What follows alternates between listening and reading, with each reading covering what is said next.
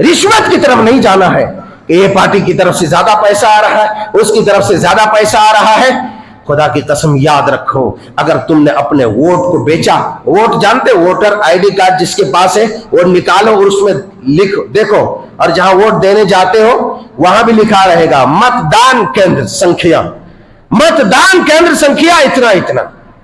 मतदान, ये मतदान क्या है, ये मत क्या है और ये दान क्या है?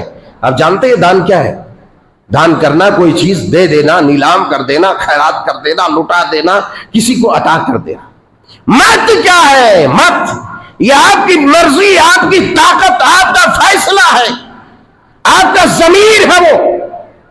और अगर आपने 500 लेकर के किसी ऐसे पार्टी को आपने, किसी ऐसे पार्टी को 500 में आपने अपना वोट दे दिया, अपना मतदान कर दिया, तो आपसे बड़ा जमीर फरोश कोई नहीं, आपसे बड़ा बेईमान कोई नहीं, आपसे बड़ा कौम मिल्लत का गद्दार कोई नहीं।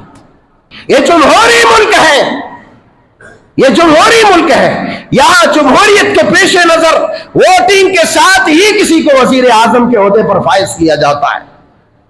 अगर तुम कहो कि वोट न डालो, वोटर आईडी कार्ड न बनाओ, तो जूते मार मार के तुमको जो है उन कैंपों में रखा जाएगा, तुमको कैंपों में डिटेन किया जाएगा, फिर कहोगे ये मजालिम हो रहे हैं। और